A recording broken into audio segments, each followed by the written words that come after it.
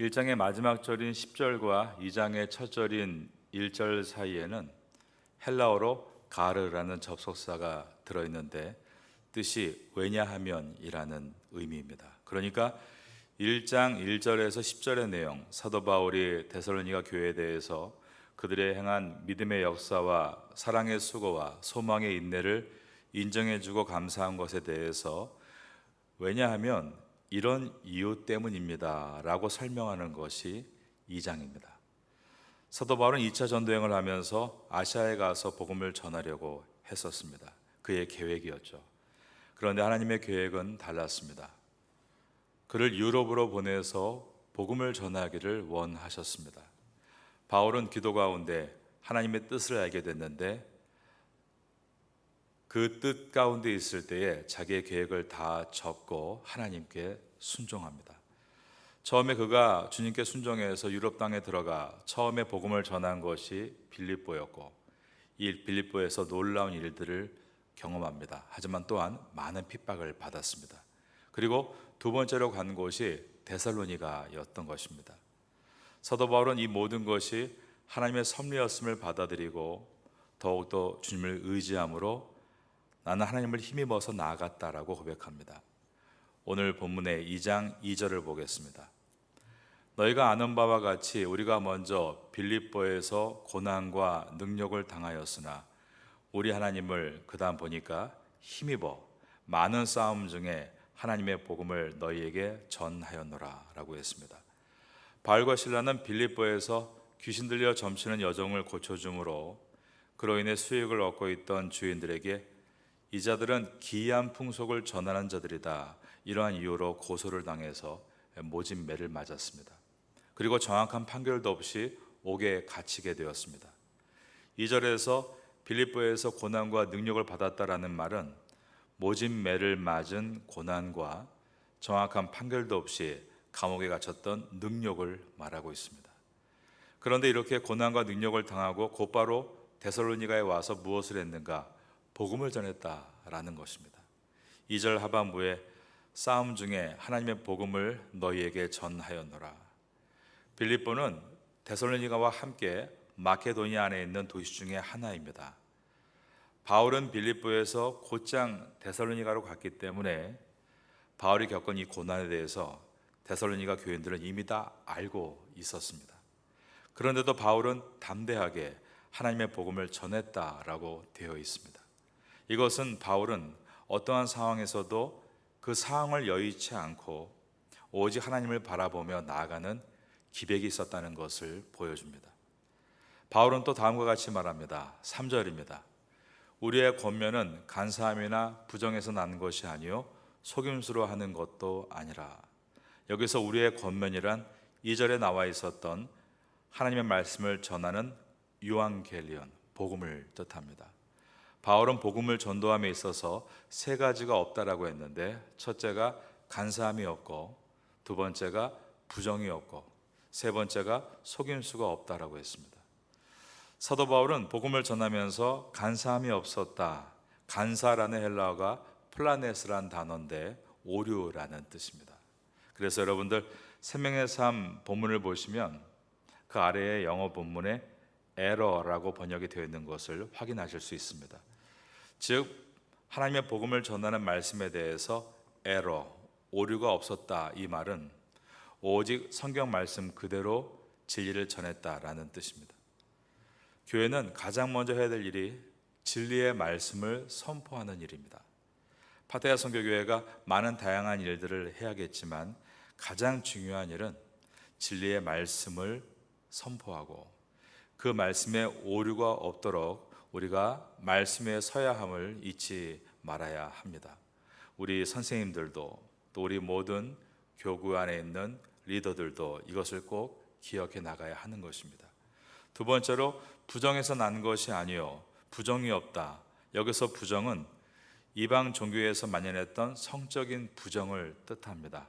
그 당시에 썼던 헬라에 있는 올림푸스 12신은 신들 사이에 성적인 부정이 만연했고 그 신을 섬기는 사람들도 성적 타락이 만연했습니다. 하나님 말씀인 기독교의 진리는 결코 부정어린 것과 함께할 수 없다. 그러한 성적인 타락이 일어날 수 없다라고 바울이 말한 것입니다. 세 번째로 속임수로 하는 것도 아니라 속임수가 없다라고 했는데, 고대 당시에 그리스 로마에서 지식인들을 소피스트라고 불렀죠. 그들의 지식 중에는 사람의 눈을 속이는 마술도 지식의 한 분야였고, 말의 기술, 언어 유희를 즐기는 수사학도 유행했습니다. 그런 속임수로 사람을 현혹시켰던 것입니다. 사도 바울은 내가 전하는 복음에는 그런 것이 없다라고 한 것은 사람을 현혹시키는 것이 아니라 사람을 변화시키는 것이 말씀이다 라는 뜻입니다. 하나님의 말씀은 이와 같이 오류가 없고 비도덕적일 수 없으며 사람을 현혹시키는 속임수일 수 없다라는 것이 오늘 본문의 이야기입니다. 그러면 복음이란 무엇인가? 복음이란 오직 하나님께 위탁을 받아서 있는 그대로의 진리를 전하는 것이다. 사람을 기쁘게 하기 위해서가 아니다. 사람을 기쁘게 하려면 방법이 필요하죠. 마술도 필요하고 사람이 좋아하는 말도 필요하지만 오직 이것은 하나님을 기쁘시게 하기 위해서이다 라고 말했습니다. 바로 그것이 2장 4절 말씀입니다. 오직 하나님께 옳게 여기심을 입어 복음을 위탁받았으니 우리가 이와 같이 말함은 사람을 기쁘게 하려 함이 아니요 오직 우리 마음을 감찰하시는 하나님을 기쁘시게 하려 함이라. 우리 마음을 감찰하시는 이란 표현을 쓰므로 우리의 복음 전도가 늘 하나님 앞에서, 우리의 심령을 감찰하시는 하나님 앞에서 진실하고 정직해야 한다는 것을 강조합니다. 그러므로 사도 바울은 복음을 전하면서 오직 하나님을 기쁘시게 하기 위해 담대하게 나갔기 때문에 아첨의 말과 탐심의 탈을 쓰지 않았다. 5절입니다. 너희도 알거니와 우리가 아무 때에도 아첨하는 말이나 탐심의 탈을 쓰지 아니한 것을 하나님이 증언하시느니라. 사도 바울이 복음을 전할 때 아첨의 말을 쓰지 않았다라는 것은, 이 아첨의 말은 뜻이 어떤 이익을 머리에 놓고 계산하며 하는 말을 뜻합니다. 그럴듯하게 말을 이어가죠. 그런데 이것은 처음부터 자기의 의도를 가지고 말하는 것이기 때문에 그 방향은 자기가 원하는 대로 짜놓은 플레이로 가는 것입니다. 이것을 아첨하는 말이라고 합니다. 그런 아첨의 말이 시작되면 처음에는 그가 원하는 바로 갈 수 있겠죠. 하지만 그것은 하나님이 함께하는 방향이 아니기 때문에 처음엔 일이 잘 되는 것처럼 보이지만 시간이 지날수록 일은 되지 않고 열매도 없는 것입니다. 그러나 사도 바울이 4절에서 우리가 오직 사람을 기쁘게 하려 함이 아니요 하나님을 기쁘게 하려 하기 위해 이 말을 하고 있다. 이러한 자세와 태도로 우리가 말을 시작하게 되면 그 말이 어눌할 수 있고 그 말이 좀 거칠고 무리해 보일 수 있지만 거짓이 없는 말은 힘이 있기 때문에 반드시 좋은 결과로 돌아오게 되는 것입니다. 우리는 이 본문을 통해서 우리의 말의 무게가 얼마나 중요한가를 생각하게 됩니다. 잘 들어보고 아닌 것은 아닙니다 라고 해야 하고, 틀린 것은 틀립니다 라고 해야 합니다. 내 자신을 향해서 마찬가지입니다. 잘못된 것은 너 아무개야 잘못됐다, 내 자신을 향해 선포해야 합니다. 우리는 사람을 기쁘게 하기 위해 사는 사람들이 아니라 하나님을 기쁘게 하기 위해 사는 성도이기 때문입니다. 두 번째로 탐심의 탈을 쓰지 아니한 것을 하나님이 증언하시느니라 라고 했는데, 탐심의 탈, 이 탈이 헬라어로 프로파세이, 가면이라는 뜻이기 때문에 우리 한국말로 탈이라고 번역한 것은 번역을 되게 잘한 것입니다. 탐심의 탈이다. 이것은 겉으로는 복음을 전파하는 구실을 갖고 있지만 안으로는 자기의 탐심, 즉 욕심과 위선으로 가득 찬 행위를, 탐심의 가면을 썼다라고 표현했습니다. 아첨하는 말이 외적인 모습이라면 탐심의 탈은 그 뒤에 숨겨진 내적인 모습입니다. 우리는 신앙생활을 하면서 가면을 쓰기가 무척 쉽습니다. 점점 가면이 두꺼워지면 삶이 이등분되고 겉과 속이 다른 모습이 될 수 있습니다. 그래서 우리는 항상 정직하게 말하는 훈련, 그리고 내 마음에 거짓이 없는가 돌아보는 훈련을 해야 합니다. 맞는 것은 맞다라고 나에게 선포해야 되고, 아닌 것은 돌이켜야 한다라고 또한 나에게 선포해야 됩니다. 어떤 상황이 있을 때 너무 말을 빨리 뱉고 빨리 결정하지 말고 함께 기도합시다 말을 한 후에 기도하게 되면, 이렇게 새벽에 나와서 주 앞에 기도하면 하나님께서 우리에게 진리를 보여주시죠. 그리고 그 진리를 붙들고 바르게 말하는 훈련, 그래서 길이 좌로우로 흔들리는 것이 아니라 정직하게 말하고 정직하게 걷는 훈련, 이런 훈련들을 쌓아 나아갈 때 우리에게서 이러한 아첨하는 말도 사라질 수 있고 탐심의 탈도 점점 벗겨낼 수 있게 되는 것입니다. 여러분 모두가 데살로니가 전서를 지나면서 이것을 만나게 되시기를 바라겠습니다. 6절입니다. 또한 우리는 너희에게서든지 다른 이에게서든지 사람에게서든 영광을 구하지 아니하였노라. 여기서 우리는 이라고 한 것은 사도 바울이 1장 1절을 시작하던 나 바울과 실로아노와 디모데를 말합니다. 이 바울과 그 다음에 실로아노는 실라의 헬라식 발음이죠. 실라는 바울의 동역자입니다. 그리고 디모데는 바울이 어릴 적부터 키웠던 제자입니다. 바울은 디모데를 믿음의 아들이라고 자주 소개했습니다. 이처럼 바울과 함께하는 사람들은 진실된 사람들이었습니다. 파티아 선교교회에서 함께 신앙생활하면서 저도 진실된 사람이 되고 싶고 우리 모두가 진실된 사람으로 훈련받으면 좋겠습니다. 6절을 보니까 또한 우리는 너희에게서든지 다른 이에게서든지 사람에게서는 영광을 구하지 아니하였노라. 담대한 것이죠. 사람에게 뭔가를 바라지 않고 하나님을 바라보며 담대하게 나아갔다. 그런 당당함을 바울이 보여주고 있습니다. 하나님을 바라보고 사람 앞에 당당할 때 가장 아름답고 가장 멋집니다. 그럴 때만 진리를 바르게 전할 수 있습니다.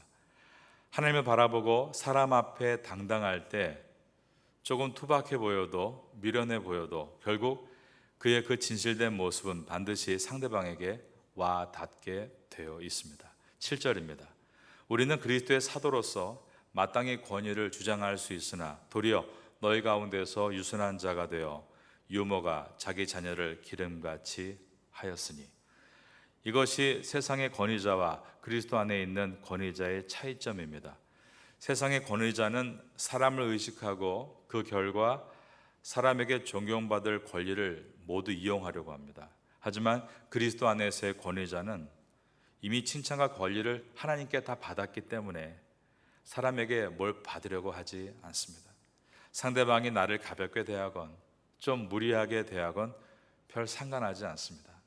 만일 사도 바울이 이런 것을 신경 쓰는 사람이었다면 성령께서 인도하심으로 처음에 들어갔던 유럽의 빌립보에서 모진 매를 맞고 고난이죠.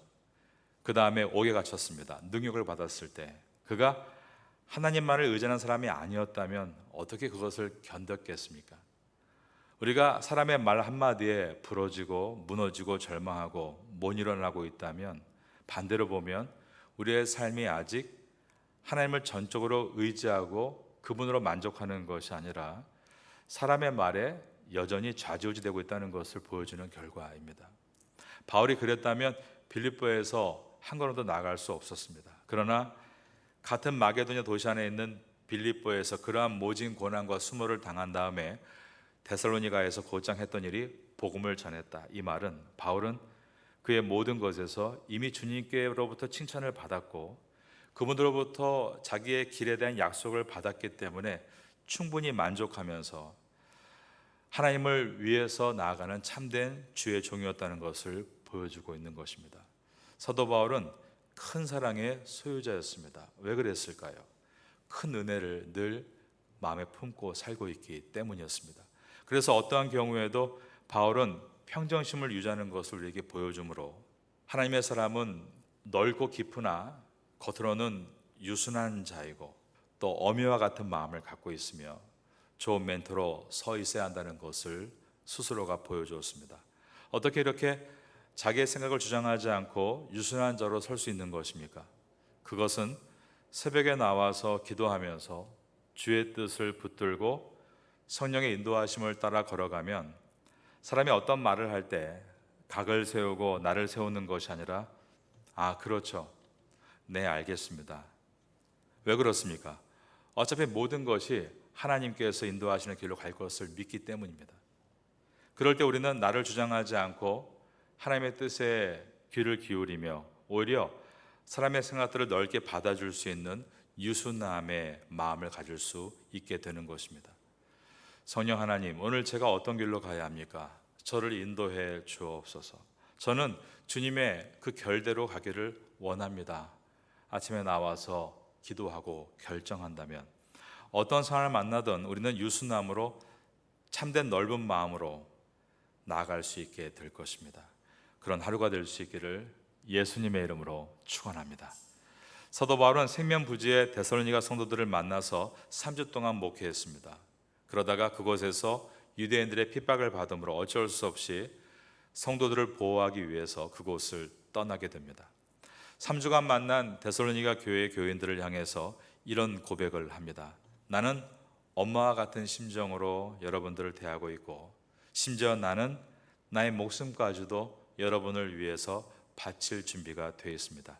8절의 말씀입니다. 우리가 이같이 너희를 사모하여 하나님의 복음뿐 아니라 우리의 목숨까지도 너희에게 주기를 기뻐함은 너희가 우리의 사랑하는 자 됨이라. 이처럼 사도 바울은 성도의 사랑에 푹 빠져 있었습니다. 그 이유는 오직 한 가지입니다. 그가 하나님과의 사랑에 푹 빠져 있기 때문입니다. 우리가 정말로 하나님과의 사랑에 푹 빠져 있으면 네 옆 사람과 이웃과의 사랑에 빠질 수밖에 없습니다. 성도를 사랑하지 않을 수 없고 이 태국을 사랑하지 않을 수가 없습니다. 왜냐하면 주님께서 나를 그토록 사랑하셨다는 것을 내가 알고 날마다 경험하기 때문입니다. 그럴 때 우리에게 열정, 패션이 일어납니다. 열정은 우리가 하나님과의 관계가 깊어질 때, 하나님과 깊은 사랑을 나눌 때 일어나게 되는 자연스러운 현상입니다. 주님께서 모든 족속으로 제자를 삼으라고 하셨지. 그것을 위해서 나를 이 땅에 부르셨지. 그러한 뜨거운 열정은 하나님과 깊은 만남이 있을 때 나타나는 현상인 것입니다. 9절입니다. 형제들아, 우리의 수고와 애쓴 것을 너희가 기억하리니 너희 아무에게도 폐를 끼치지 아니하려고 밤낮으로 일하면서 너희에게 하나님의 복음을 전하였노라. 사도 바울은 데살로니가 교인들을 향해서 내 목숨까지 주고 싶습니다 라고 말을 했습니다. 그런데 여러분, 그런 희생은 항상 작은 것에서부터 시작하는 것입니다. 바울은 말합니다. 9절에서 여러분에게 폐를 끼치지 않으려고 합니다 라고 말했습니다. 바울은 그래서 선교를 시작하면서 텐트 메이커, 천막지기의 업을 가지고 다니게 됩니다. 그리고 폐를 안 끼치기 위해서 굉장히 많은 노력을 했습니다. 여러분, 우리가 교회를 향해서 내가 목숨까지 바치겠습니다, 이런 표현도 아름다운 것이지만 정말 그것이 작은 것에서부터 실천으로 일어나는 것이 더 귀합니다. 교회에서 작은 휴지 하나도 내가 줍고 자기 부서의 방을 깔끔하게 정리하고 인테리어를 해놓고 마지막 마무리 다 하는 것이 중요한데 대부분 저희 교회도 아직은 그게 잘 안 되는 것 같습니다. 인테리어 해놓고 마무리를 안 해가지고 그거 뛰는데 하루 다 가고 그럴 때가 너무나 많습니다. 남이 편하게 사용할 수 있도록 물건을 제자리에 갖다 놓는 것, 서로의 공동체 물건을 아껴 쓰는 것들, 그러한 작은 것들, 폐를 끼치지 않는 것, 그 하나 작은 것이 사실은 가장 희생적인 아름다운 모습의 시작이 되는 것입니다. 우리 파테아 선교교회가 이러한 정신을 잘 배우고 훈련하는 장소가 되면 좋겠습니다. 사도 바울은 우리가 여러분을 향해 어떻게 거룩했고 옳고 흠이 없었는지에 대해서 여러분이 나의 증인이고 또한 하나님이 증인이십니다 라고 대답합니다. 2장 10절입니다. 우리가 너희 믿는 자들을 향하여 어떻게 거룩하고 옳고 흠 없이 행하였는지에 대하여 너희가 증인이요 하나님도 그러하시도다. 데살로니가 교인들은 사도 바울에 대해서 외적인 증인들입니다. 그들이 눈으로 본 바울의 모습을 증언할 수 있습니다. 그런데 하나님은 바울의 속 생각과 마음을 감찰하시는 내적인 증인이십니다. 이 둘 중에 어느 것이 더 귀할까요? 물론 우리는 쉽게 하나님의 증언이 더 귀하다고 말할 수 있습니다. 그러나 하나님으로부터 거룩하고 흠이 없고 옳다고 인정받은 것은 사실 우리가 평가할 수 없는 부분입니다. 그런데 우리가 사람으로부터 저 사람은 정말 옳고 바르다, 흠이 없다라고 인정받는 것은 어쩌면 우리의 내면의 신앙이 나타나는 결과물이기 때문에 우리가 측정할 수 있고 거기에 대한 값을 매길 수 있다라는 것입니다. 그러므로 시편 기자는 하나님 앞에서 하나님의 인자하심에 대해서 찬양하면서 그러나 우리의 그런 아름다운 은혜를 입은 것의 결과물은 반드시 우리의 삶에서 비춰져야 된다라고 노래합니다. 오늘 본문에서 사도 바울은 하나님의 인자하신 성품을 따라서 어머니와 같이 대한다라고 했고 또 한 가지 아버지와 같이 대한다라고 표현합니다. 11절입니다. 너희도 아는 바와 같이 우리가 너희 각 사람에게 그 다음 보니까 아버지가 자기 자녀에게 하듯 권면하고 위로하고 경계하노니 복음을 전해서 그 복음을 받고 구원받는 상태를 사도 바울은 어머니 상이라고 표현했고 그렇지만 말씀을 듣고 성장해 나가면서 잘못된 삶의 상태를 바르게 고칠 때에는 아버지 상으로 말을 합니다. 11절에 아버지가 자녀에게 권면하고 위로하고 경계하듯 했다라는 말입니다. 여기서 권면하고 이것은 하나하나 충고할 때 쓰는 단어입니다. 그리고 위로하고 이 단어는 계속해서 고쳐나갈 수 있도록 격려하는 것을 말합니다. 경계하노니 이것은 권위를 가지고 명령하다라는 단어입니다. 이 세 가지가 함께 있습니다. 한 가지 옳은 것을 소개하고 나서 끝까지 함께 한다는 것입니다. 될 수 있도록 계속 격려하고 그리고 소화할 수 있을 때 이제 그렇게 하라 명령하는 것입니다. 이렇게 말씀을 가르치고 권면하면서 세워나간다. 이것이 바로 11절입니다. 너희도 아는 바와 같이 우리가 너희 각 사람에게 아버지가 자기 자녀에게 하듯 저를 따라하겠습니다. 권면하고 위로하고 경계하노니 지침만 주고 끝나면 잔소리가 되겠죠. 그러나 계속 그 길로 갈 수 있도록 격려해 주는 것입니다. 그리고 준비가 되었을 때는 하라 명령할 수 있습니다. 준비가 되지 않을 때 하라라고 하면 부담과 무게감에 일을 하지 못할 것입니다. 그러기에 아비의 마음이란 이런 것입니다. 옳은 길을 바라는 아비는 했어 안 했어가 아니라 문제 제기에서 끝나지 않고 자녀가 잘 걸어갈 수 있도록 함께 가주는 것입니다. 그리고 이것을 실천할 수 있는 마음의 준비를 도와주고 이제는 그 길을 걸어갈 수 있게 함께 명령하고 마지막 골을 향해 달려가는 것.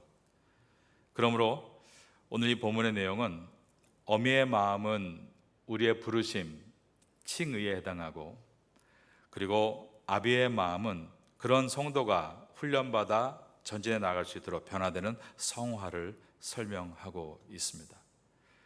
이처럼 우리의 삶은 하나님 앞에서 아름답게 나아가는데 그러기 위해서는 좋은 멘토가 필요합니다. 저는 파테아 선교교회에 시간이 지나면 지날수록 또 멘토와 같은 분들이 준비되고 있는 것에 많이 감사하고 있습니다. 하나님이 이 태국 땅에 우리 파테아 선교교회를 어느 범위까지 사용하실지는 저도 잘 모르겠습니다. 그러나 우리가 그것을 예상하는 것보다 더 중요한 것은 오늘 우리가 어떤 사람으로 준비되어 가는가에 있습니다. 크게 쓰이건 작게 쓰이건 우리 파테아 선교교회의 모든 성도들과 제가 하나님 앞에 바르게 쓰임 받기를 예수님의 이름으로 축원합니다.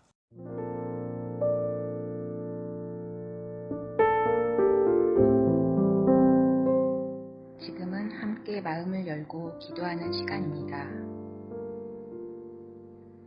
6월에 우리가 함께 품고 기도할 제목을 나눕니다.